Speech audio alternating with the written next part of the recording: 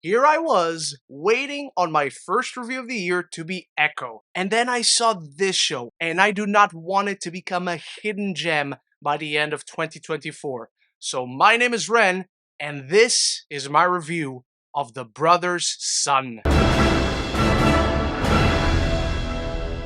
Welcome back, film family. Thank you for joining me for my first review of 2024 about a show I didn't even know existed. I had not planned whatsoever in talking about it, and then I watched it, and I have a lot to say.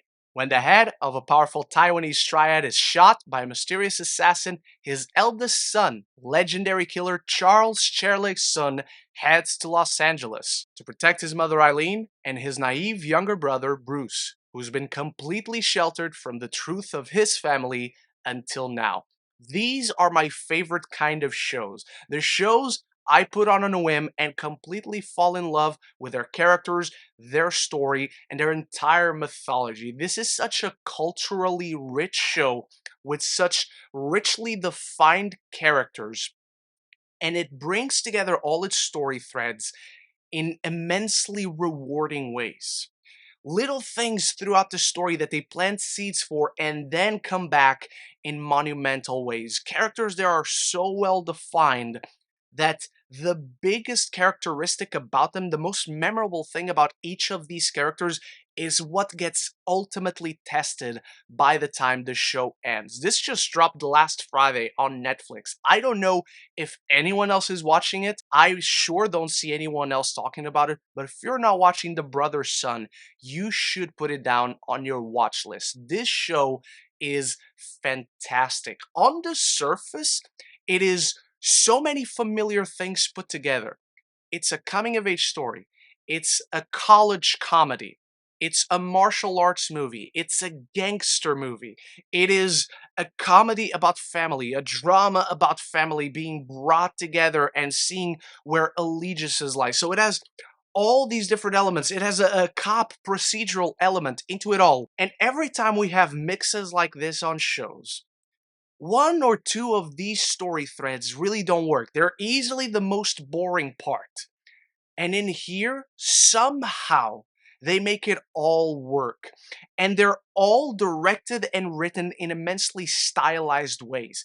The style and exuberance and energy you expect from a martial arts movie or from a gangster movie is here in the sequences where they're handling the gangster, the martial arts side of the storyline.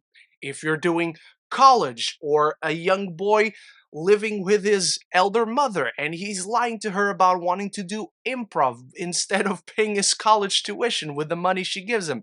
It's pulled off within that style, with the same energy, the same cadence, and everyone is giving a performance as if they're in each of these genres. So when the scene changes, when the tone changes, everyone changes with it, and it makes sense. It doesn't feel contradictory.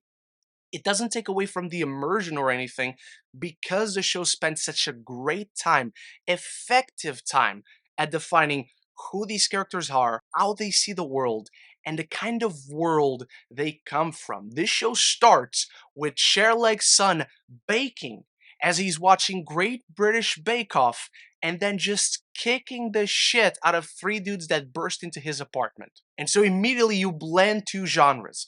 When it comes to Bruce and his mother Eileen, played by the wonderful Michelle Yeoh, it's just this standard story about a kid who's trying to balance what he wants to do and satisfying his mother, and then gets invaded by this gangster storyline. And it works, because this character reacts exactly how this kid that they defined him as would react if this world of blood and fighting and violence just burst into his door.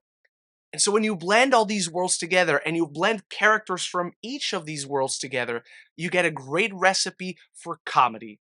You get a great recipe for drama, because at its core, it's about a man learning to stand up to his father and the lessons he taught him and be reunited with a family. While on the other side, you have Bruce, who's a kid who grew up knowing he had a brother, knowing he had a father, but he had no idea about the truth of his family. But those feelings are still there. That connection is still there. And so as the show unravels, as you realize why these people separate, how they really see the world, the challenges, the insecurities, the vulnerabilities of them all, and it all comes together so beautifully. Particularly episode 6, when everything comes to a head and all the storylines start to converge, and you get an ultimate test for each character, for Charles, for Bruce, for Eileen, for their father, for Alexis, the cop who's in love with Charles. So, yet another cliche that they make work. A cop in love with a criminal, and they have genuine feelings for each other, and there's a natural humor that comes from that.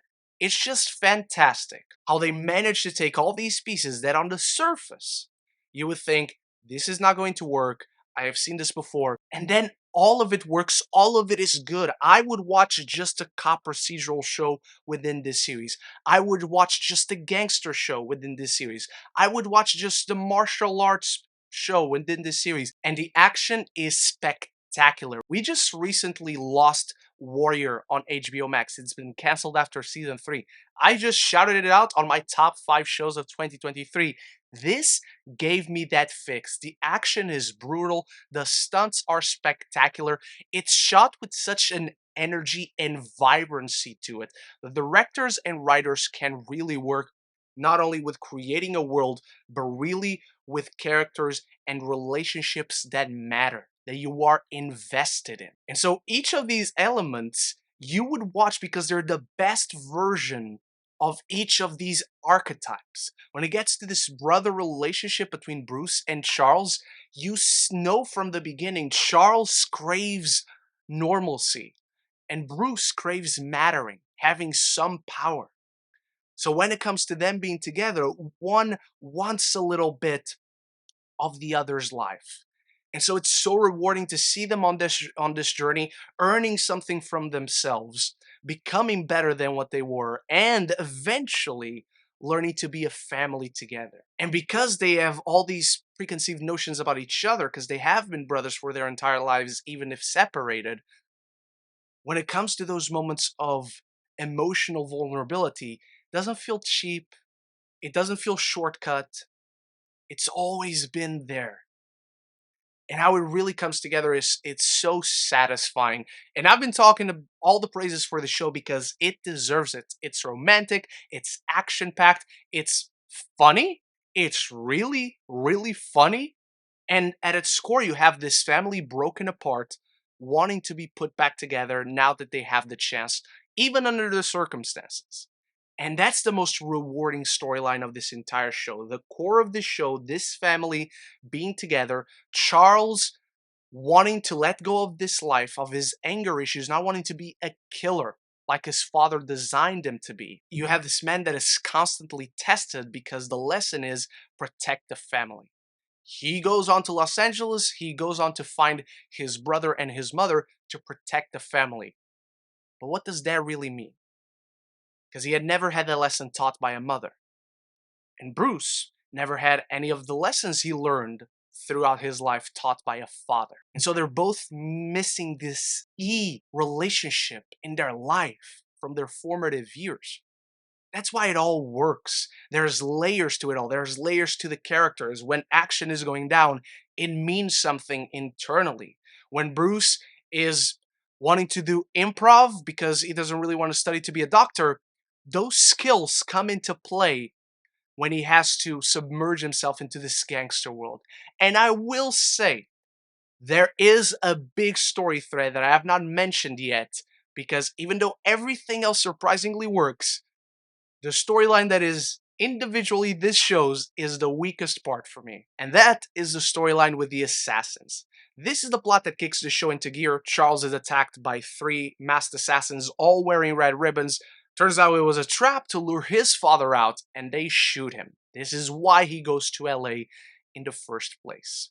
And so there's this whodunit, who's behind the Red Ribbons gang attempting to kill not only Charles, not only his father, but all the triads, eventually bringing all the triads together. But this Red Ribbon plotline feels very deflating, because while everything else, the further it goes, the more and more invested you are.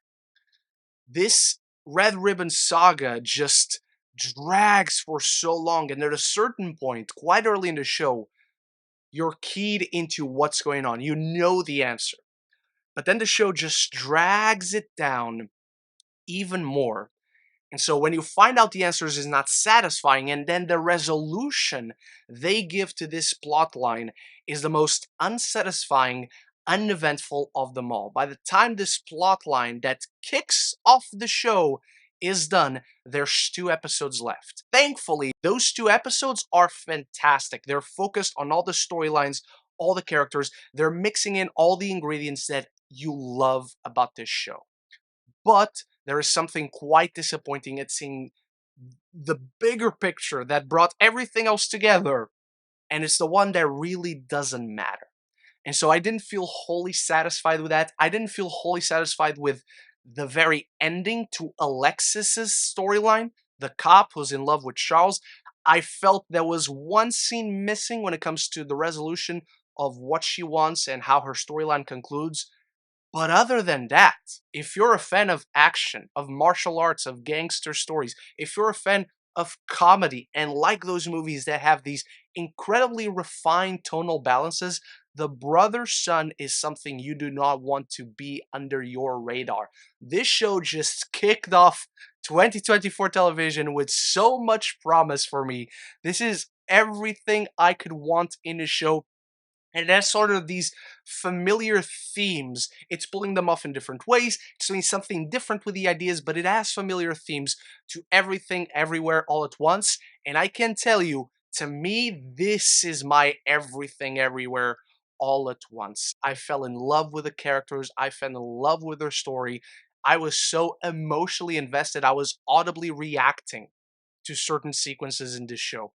I never do that. Those are only my thoughts on The Brother's Son. It's time for you to start the conversation about it in the comments below. Are you watching? Are you interested? Will you be watching after this review? Meaning I hopefully done my job well. And if you're enjoying this review, 2024 is just starting, but I have plenty of 2023 TV reviews right up here, and we'll have more here as the year unfolds. If you just want to talk more movies and TV with me, this is the place to be. Consider clicking that subscribe button, and you won't miss any future conversations on your favorite movies and TV. The Brother's Son is an electric mix of familiar tropes that strikes the perfect balance between story and character archetypes, reinvigorating each genre by perfectly blending its ingredients of gritty action, over-the-top comedy, family drama, and genuine heart. I'm giving The Brother's Son an A-. Thank you for watching, Film Family. Start the conversation about The Brother's Son in the comments below. Don't let this show go by not seen by the masses. Big shout out to my channel members for always supporting the channel, and I'll be back tomorrow for my review of Echo. So until then, love each other and love the movies.